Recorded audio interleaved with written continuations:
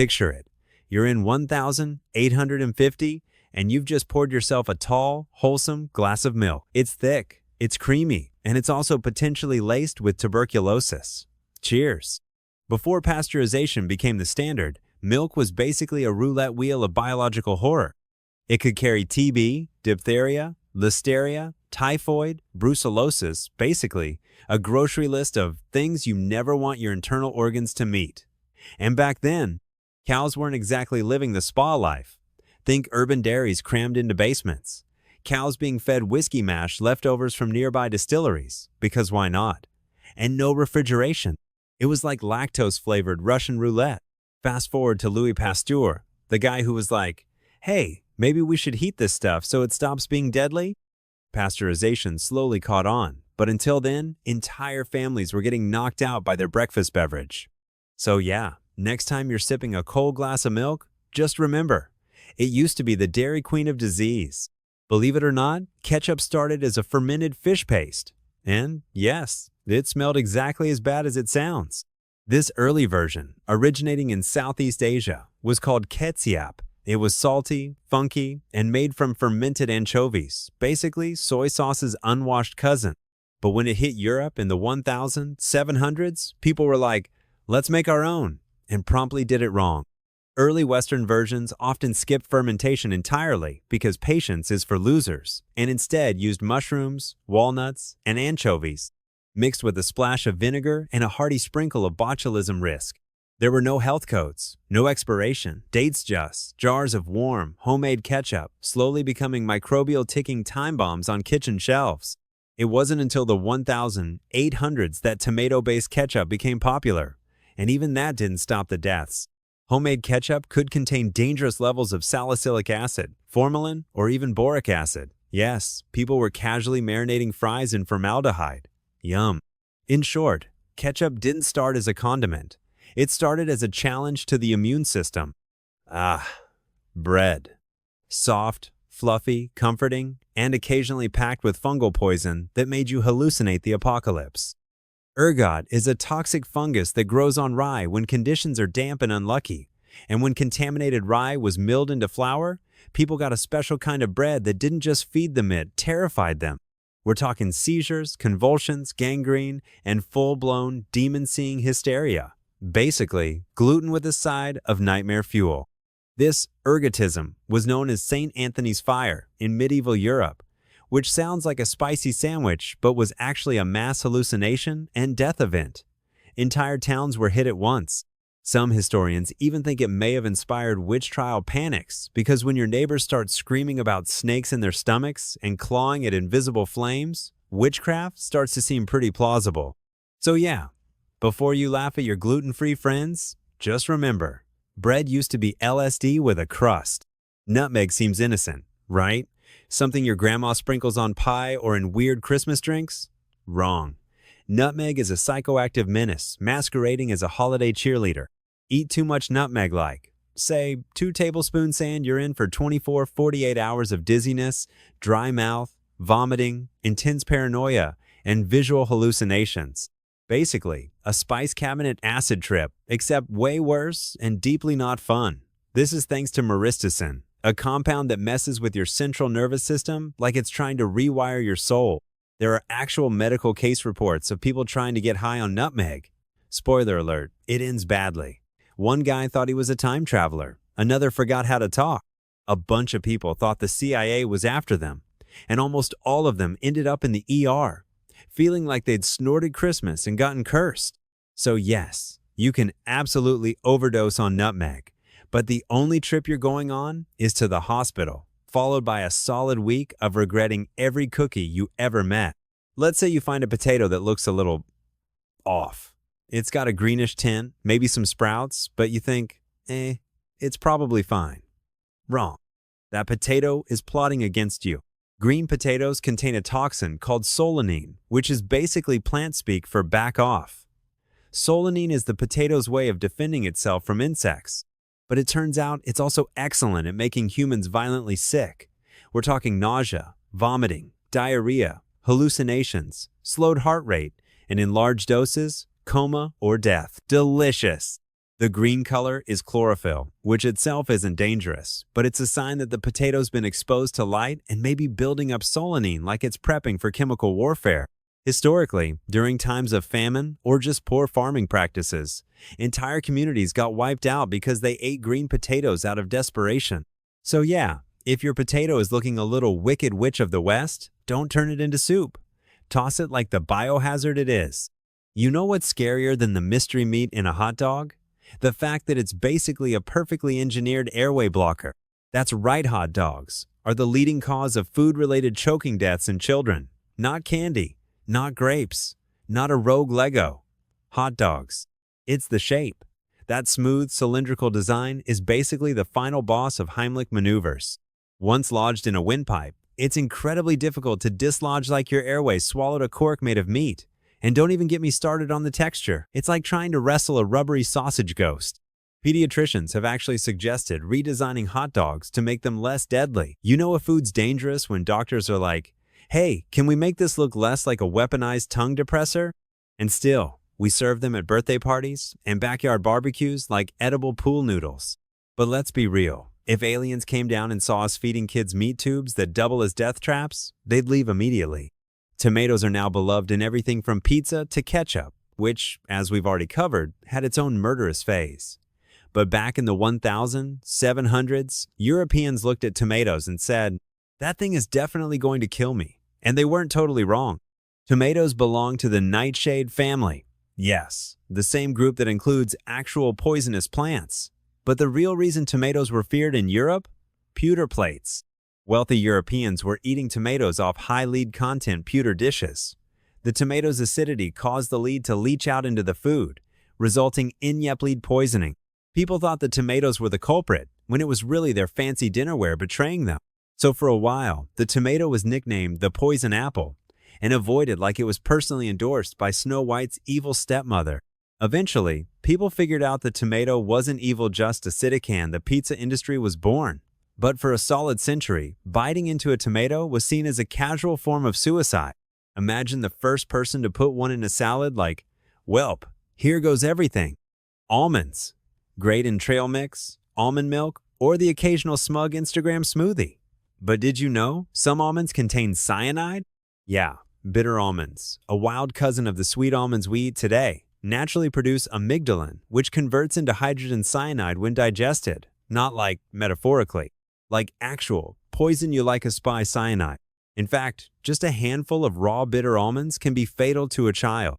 The taste is intensely bitter, like nature's way of saying, stop eating this immediately, but that didn't stop people from using them in medicines, desserts, or just as snacks.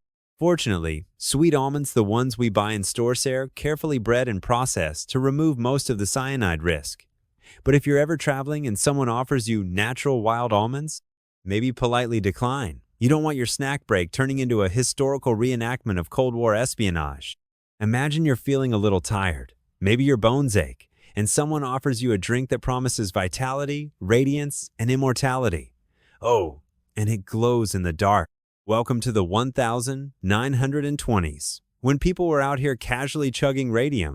Yes, radium, the same radioactive element that we now store behind lead and warning signs. Back then, it was marketed as a miracle cure.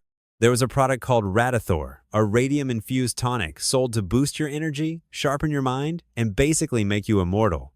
Spoiler alert, it absolutely did not. People drank it daily, like an energy shot made by a Bond villain. One famously rich victim, Eben Byers, was so devoted to Radithor, he drank over 1,000 bottles. His jaw literally disintegrated, like fell off. And that's not a metaphor. His face basically collapsed from radioactive decay. By the time people figured out radium was less miracle mineral and more invisible skeleton, melter, the damage was done.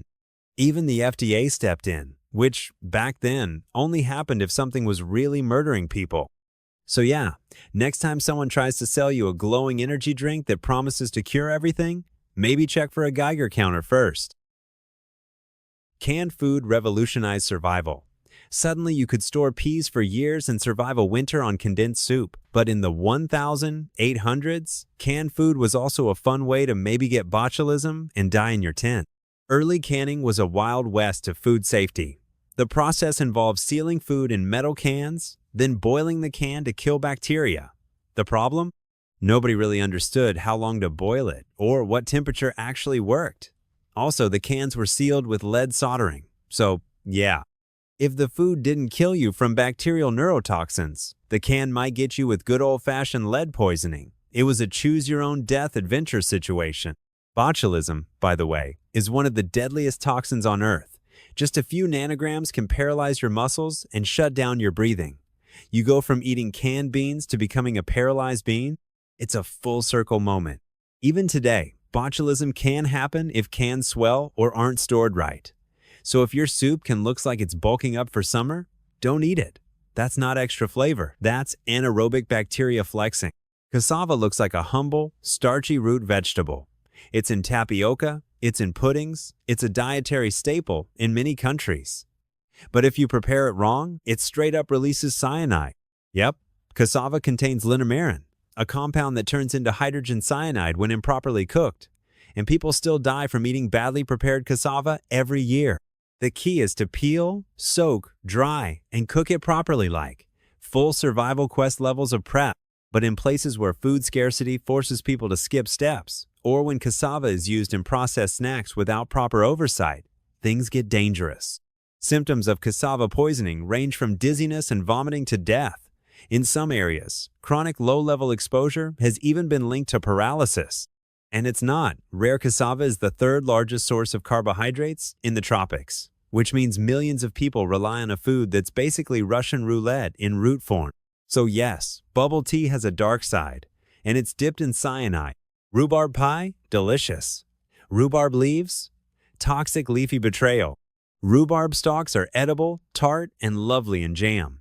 But the leaves are loaded with oxalic acid, a substance that messes with your kidneys and can lead to death in large doses.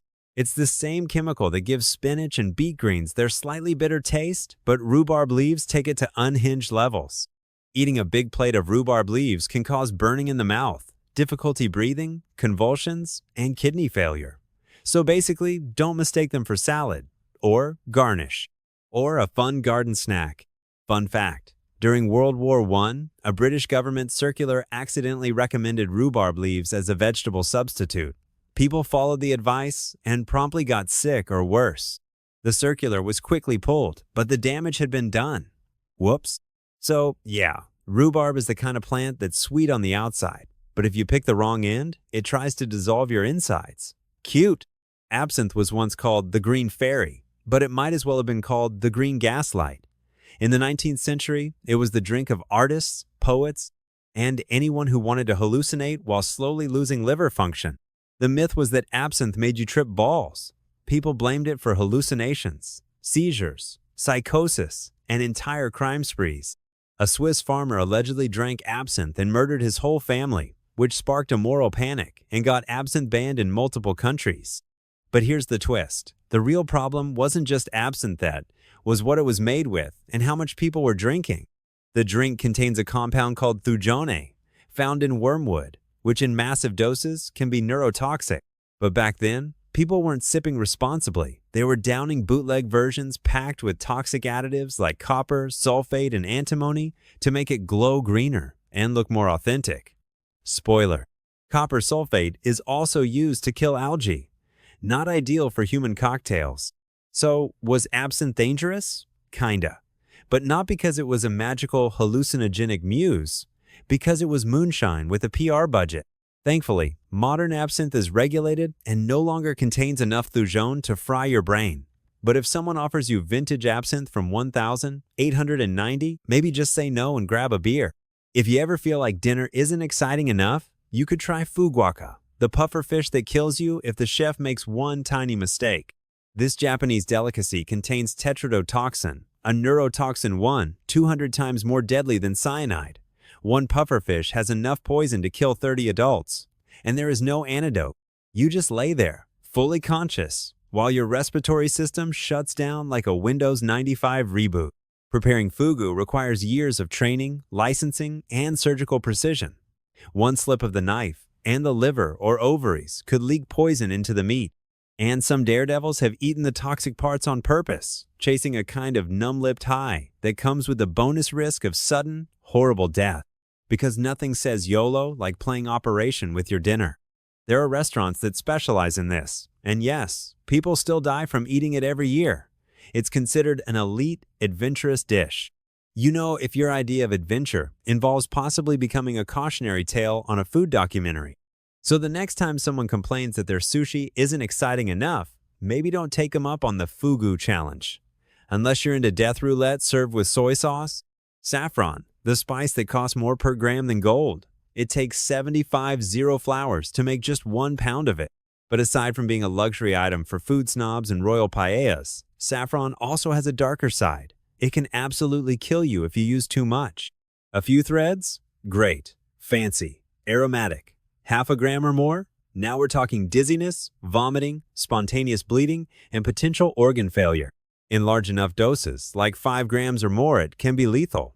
And yet, in ancient history, people absolutely used it like medicine, aphrodisiac, and at one point, even as a form of suicide. In fact, overdosing on saffron was a method of self-poisoning used by some during the Renaissance, which is just about the most extra way you could possibly go out. How did she die? Oh, too much saffron in her risotto, dramatic and expensive. Today, we have regulations that keep saffron in the flavoring category and not the casual cause of death section. But the point stands. Your fancy spice rack is hiding a murder weapon with flower-scented charm. That's all for today. I'll be making similar videos in the future. Subscribe to see them.